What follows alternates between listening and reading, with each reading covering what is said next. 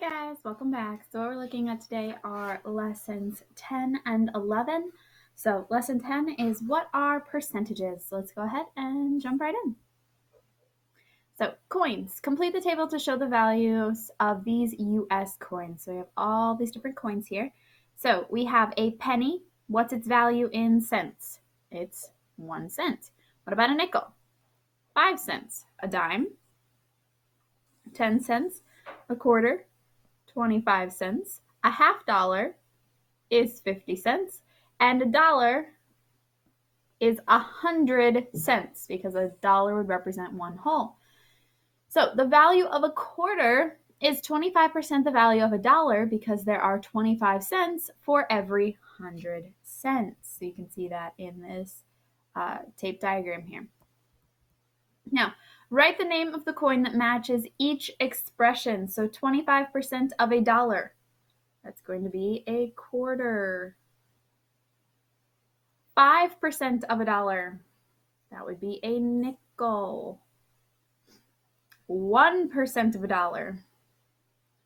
Penny. 100% of a dollar. That would be a dollar. 10% of a dollar. That's our dime. And 50% of a dollar. That would be our half dollar. So the percentages match with the cent value because it's out of 100. So the percentage is a rate per 100. So for number 3, the value of 6 dimes is what percent of the value of a dollar? So 6 dimes equals 60 cents. So it would be 60% of a dollar. The value of 6 quarters is what percent of a dollar? Well, 6 quarters, so 6 times 25 is going to give us 150. So that's the amount of cents, 150 cents, which is 150% of the value of the dollar because it's more than $1 because 4 quarters make a dollar. So it's more than the 100% because it's greater than the whole. It's 150 instead of 100. All right, we can also take and look at coins on a number line. So a $1 coin is worth 100% of the value of the dollar. Here is a double number line that shows this. So we can see a $1 coin represents 100%. So what we want to take and do is answer the following questions. So the coins in Jada's pocket are worth 75% of a dollar. How much are they worth in dollars? So notice this is split into 1, 2, 3 fourths. So this is going to be 0.25. This will be 0.5, 0.75, 1.25, and 1.5. So 75% of a dollar is going to be 75 cents. So, or 0.75. For number 2, the coins in Diego's pocket are worth 150% of the dollar. How much are they worth in terms of dollars? Well, 150% would be $1.50. And for 3, Elena has 3 quarters and 5 dimes. What percentage of a dollar does she have? So first we have to figure out what amount of money this represents. So 3 quarters is 75. 5 dimes are each 10. So 75 plus 50 is going to give us 125. So it's 125% of a dollar that she has. So she's got more than $1. So this is really looking at percentages and understanding that a percentage is out of 100. So we look at in terms of that whole representing the 100. Okay? All right. So percentage is your key word for this lesson, percentage. So now for lesson 11, this one is looking at, its title is percentages and double number lines. So we're still dealing with percentages and we're also looking at double number lines in here as well. So Elena biked 8 miles on Saturday. She used the double number line to answer the questions. Be prepared to explain your reasoning. What is 100% of her Saturday distance? Well, how far did she travel on Saturday? She went 8 miles, so this is 8. So 8 miles, because that's her total distance. That's the total number of miles that she biked that Saturday. So on Sunday, she biked 75% of her Saturday distance. How far was that? So if 8 represents 100%, a quarter of it would be 2, because 1/4 of 8 is 2. And so we know we're going up by 2s here. So 4, 6, 8, 10, 12. So looking at 75%, that means she went 6 miles.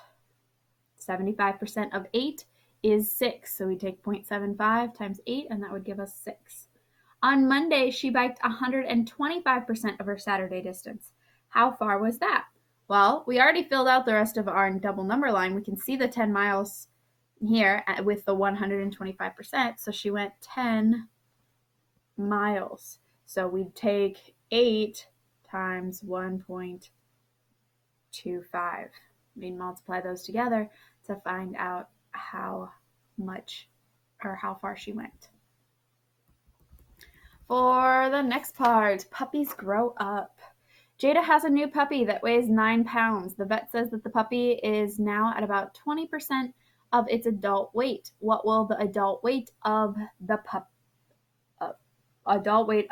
What will be the adult weight of the puppy? Sorry, can't read. So if 20% of its weight is 9 pounds, that's 120 represents 1/5 of 100. So we can go up by our percentages here, up by 20% each time to see this. 100%. So we'll double in each case. So at 40, we'd be at 18. At 60, we'd be at 27. At 80, we'd be at 36. And at 100, we'd be at 45. So the full grown weight is 45 pounds. 45 pounds. All right, for number 2, Andre also has a puppy that weighs 9 pounds. The vet says that this puppy is now at about 30% of its adult weight. What will the adult weight of Andre's puppy be? So in this case, we need to figure out what 10% is. It makes it a little easier to get us our exact. 9, 40, 50, 60, 70, 80, 90. I know my 100 went off the page. So if 30% is 9, a third of that would be 3. So that means that 10% would be 3, 20% would be 6, 40% would be 12, 50% would be 15, 60 would be 18, 70 would be 21, 80 would be 24, 90 would be 27, and 100 would be 30. So his puppy is going to weigh 30 pounds when it's full grown. So Jada's puppy is going to be bigger than Andre's puppy. So what's the same about Jada and Andre's puppies? What's different? So right now, same weight currently, but will weigh different amounts when full grown.